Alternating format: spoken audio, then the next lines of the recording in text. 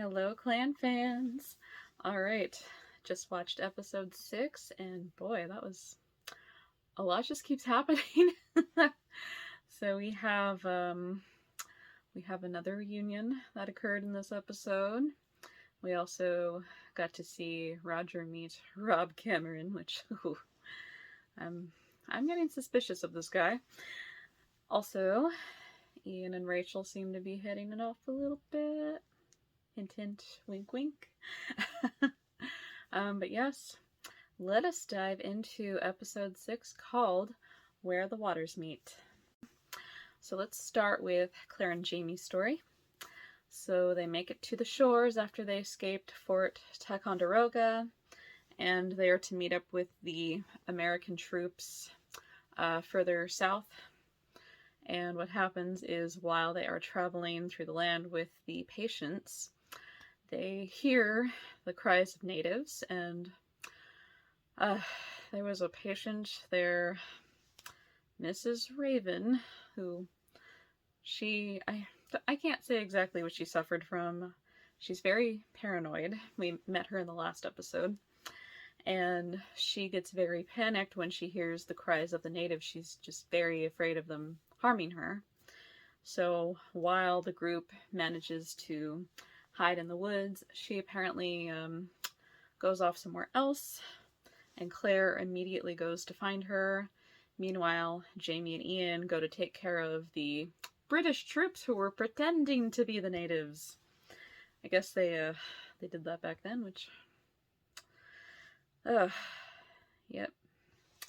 Anyway, so while Claire goes to look for Mrs. Raven, I can honestly say I was not expecting this. She finds her sitting at a log, and she's clearly very shaken from what she heard. She's afraid of being harmed, and Claire tries to go to her, but all of a sudden, she just lifts a pistol to her head and shoots, and I was like that was actually my reaction. I was not expecting that. And Claire is obviously shaken also from what she's just witnessed. She goes to check on Mrs. Raven, hoping to find her, like, somewhat alive still, I guess. But as she's doing so, she gets captured by a British soldier. Ooh. Anyway, it's not Outlander without Claire getting captured, right? So yes. Eventually, Jamie and Ian regroup with Denzel, who tells them that Claire never came back after she went to go look for Mrs. Raven. So now they have to go find her. They do find Mrs. Raven's body, and they also find footprints of the British soldiers, and they are able to determine that they are taking Claire to the fort, because that has now been officially taken over by the British. So once they go over there, the battle strategy is for Jamie to wait till nightfall, and Ian says he can actually blend in with the Mohawk because they have aligned themselves with the British soldiers. So Ian's able to get in there, and Jamie is still planning to help rescue Claire overnight. But meanwhile, while Claire has been taken prisoner at the fort, she is led to a pen where other prisoners are being kept, and she actually finds Walter there, who, despite his leg healing fine, he is now suffering from an embolism, which was caused by the surgery. Apparently the complication can come from surgery if it's not taken care of properly. So she's doing her best to take care of him as well as the other prisoners who are starving. They have no water. And she's able to convince, well, interestingly, she goes to convince one of the British soldiers to bring them supplies, and it turns out to be William. And William actually recognized her. He remembers her from when she saved Lord John when he visited Fraser's Ridge. And I thought that was a nice little detail there. But yeah, she tells him the situation and that they need the supplies. However, he does realize that she is a rebel, which means her husband is as well. So he's not too keen on that. that he does still promise to bring supplies to them, one way or another. And he does actually follow up on his promise, but the supplies come in the form of Lieutenant Hammond, who is also actually a very nice British soldier. I am genuinely surprised. Like, I know they were technically polite, but like, they haven't really had that many on the show that have been nice. But I don't know if we're going to see him again. It was just a nice little moment. But he also gives, along with the supplies, he gives Claire a flask, which William said he wanted to give to Claire because she looked like she needed something to drink. And it was just a nice little connection there. Unfortunately, even with the supplies, they still don't have food, and Claire is not able to do much for Walter. And unfortunately, oh, this is when I knew it was bad, when she told him to start thinking about dancing with his wife, and I was like, no. Like, it's a nice thing, but at the same time, when you start telling people to think about things, like to distract them, that means they're not going to make it.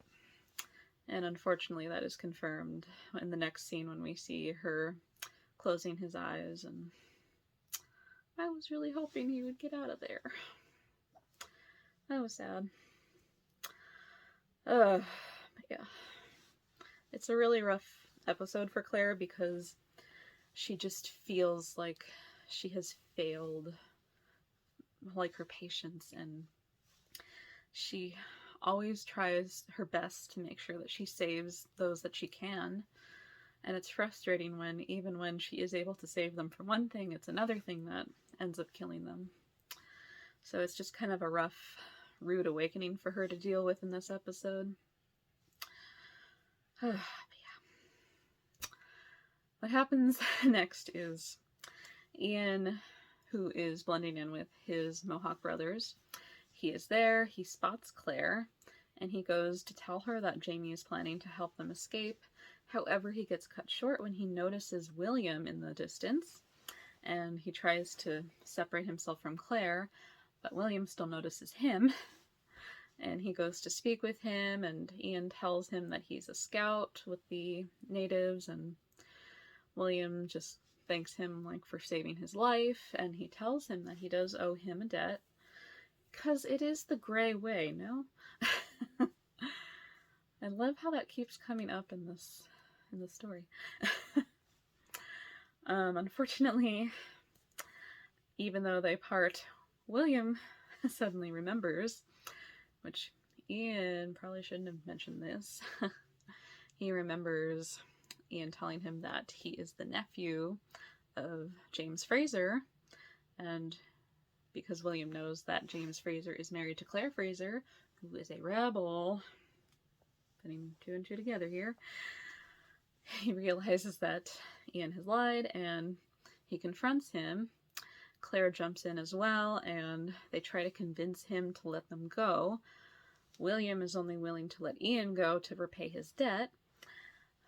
Thankfully, Jamie also jumps in from outside of the fort, and he starts shooting flaming arrows to cause a distraction of an attack. And while he's doing that, Ian is trying to bargain with William to let both of them go, and William finally agrees to, and he tells them a way to escape. And William was clearly a very tricky situation for him because he did get scolded earlier for having lost the message, even though he tried to tell his captain that the people that the message was intended for were, well, they were rebels, but the captain informs him that they were spies and that they needed that message, which is why William had to be out of uniform. So the idea was that he was going to try to redeem himself, and now he has let two rebels go. So this is probably not going to bode well if the captain ever finds out, which I don't know if he's going to, but I don't know what's in store for William. Eventually, I get the feeling he is going to end up on the battlefield, and he is going to face off Jamie. I'm not looking forward to that. But at least in this episode, he did do a good deed. He repaid his debt. Unfortunately, the next time he and Ian meet, it will not be good news. Yeah. So Claire reunites with Jamie outside of the fort, and that's when she vents about having let down so many of her patients, even like abandoning the prisoners who she was also trying to help. And it's just a really rough situation for her, which she's been through so many wars, not just really wars, but battles and fights, and it's just something that she has to deal with every time. And she keeps hoping that even with all this knowledge that she's gained over the years, that she'll be able to do better the next time. But that's just kind of the ugly thing about war. It's like you have to make really tough choices and decisions, and it's never easy. But Claire does mention to Jamie, because he spots the flask that she has, she tells him that William gave it to her, and she promises to tell him about him. Once they regroup with the Continental Army, Jamie actually runs into a man named Colonel Daniel Morgan, and he goes over to Jamie and he tells him he wants to speak with him. And Jamie later tells Claire that he wants him to be a rifleman for him. And Claire does believe that it is a better situation for Jamie. Instead of fighting directly on the battlefield, he'll be like a sniper, so he'll be fighting from afar, which, according to the trailer, doesn't look like that lasts for long. But it's at least an opportunity for him not to be directly on the battlefield. So Claire realizes also that the Battle of Saratoga is coming up, and that is supposed to be a big turning point for the Americans. And Jamie is even more determined now to stay in the fight, even though it means putting off Scotland for another while longer. But he definitely wants to fight for his country now that they've gotten this far. Eventually, the conversation that they have leads to William, and Claire tells Jamie all about him, how he is, what he looks like. She tells him that she saw the same kindness in his eyes like she sees in Jamie's, but also the fierceness of a Highlander. And I loved that scene. It almost felt like Claire was talking about William like he was her own son. And you do kind of get that feeling like, what if, like, William could have been the possible child of Jamie and Claire. And I love that she sees him like that. But yeah, that was a beautiful scene, and a nice way to tie in the William storyline to the end there. But like I said, unfortunately, there's a chance they could end up on the battlefield together, which I know it makes for a good story, but does it have to happen? Guess we'll find out. Ian and Rachel didn't get a whole lot of screen time in this episode, but they do have a nice moment at the end of the episode. Ian finds Rollo, and there he also finds Rachel, and they definitely have some chemistry going on. But he also mentions to her, like, if she ever needs protection, then Rollo can stay with her. I like how it was kind of implied like he wanted to be with her. So I'm definitely looking forward to seeing more of their relationship develop, and I know eventually they're gonna be husband and wife, but I also love watching the journey of two people coming together and like watching their relationship grow, and I love seeing that with Ian and Rachel. So yeah, I can't wait to see that for the rest of the 2 episodes. I just made myself realize there are only 2 more episodes of this part of the season. Oh, wow. That came fast. But before we end on episode 6, I of course have to talk about Roger and Bree. So we don't see Bree too much in this episode, but she does get to tell Roger about the phenomenon that occurred in the tunnels. She tells him about the buzzing, but also how she saw the energy that was kind of surrounding that area. And Roger is able to pull out a map, and they figure out that it seems like the energy from the stone seems to be traveling through the tunnel somehow, through the land. It's the best way I can describe that. There's more to it than that, but that is my version. But yes, it seems like it has created a portal in this area, but they aren't really able to delve too much into it because Roger actually, because earlier he was speaking to Jemmy's principal about the incident with him speaking Gaelic in the classroom, and the principal sees how passionate Roger is about the language, and he asks him to teach a class. So Roger is running late to go teach that class. While he's doing the class, he has a few students. He also has a few of the adults who are the guardians of the kids. And in that group, we have Rob Cameron. How could you miss that face? Not to say he's not a handsome man. He's just, I don't trust him. And I'm sure there is a reason why I shouldn't. But he is actually into the class as well as all the kids and adults. And I really loved getting to see Roger teach a class. He was so passionate about teaching Gaelic, and it was just really a nice moment for him, especially because he's been feeling very lost lately. But the principal does actually invite him back to teach more, so might be opening up a door for more possibilities. Yeah, hopefully Roger gets to find his calling. Unfortunately, after the class, Rob Cameron goes up to Roger and he tells him he really enjoyed the class, but Roger immediately knows who he is after he introduces himself, and he's like, yeah, you're the guy that works with my wife. And Rob actually pays her a compliment. Of course, he could be kissing up here somehow, but he hands Roger back a book, which is where he was making notes about the time travel thing. Oh no. Because Roger had been passing out readings of Gaelic to the class, and unfortunately his notebook had gotten packed with his stuff, so of course it fell in the hands of Rob Cameron, because why not? Yeah, anyway.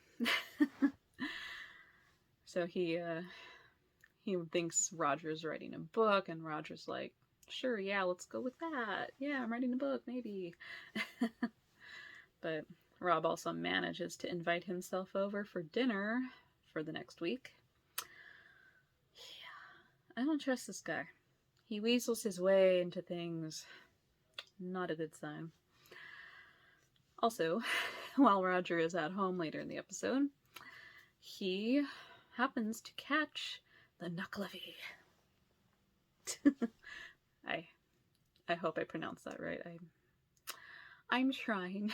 But yes, it's actually a man looking through the window, and Roger runs outside and goes to catch him, and when he turns the man around, I'm pretty sure it is Buck Mackenzie.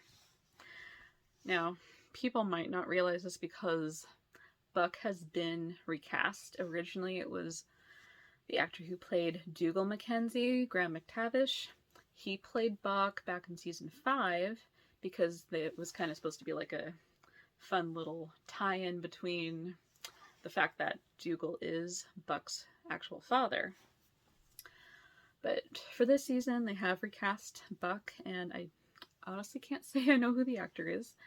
But yes, he does look a little different, but I am pretty sure it is Buck. I'm pretty sure I've read that somewhere. But yes, I don't know what he's doing there. I don't know what he's up to, being at Lallybroch.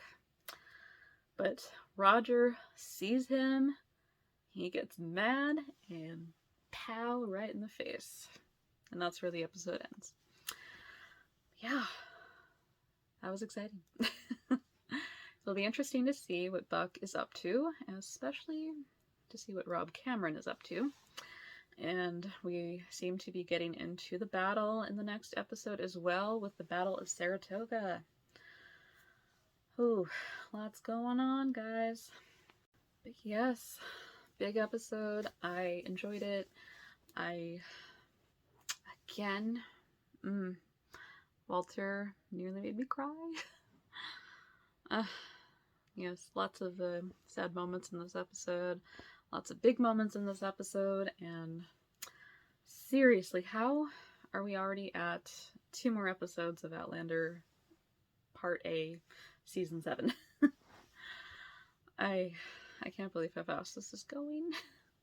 I feel like it was just yesterday when I was bawling my eyes out at Brienne family leaving the 18th century. Ah, memories. But yes, what did you all think of the episode? What do you think is going to happen in the next one?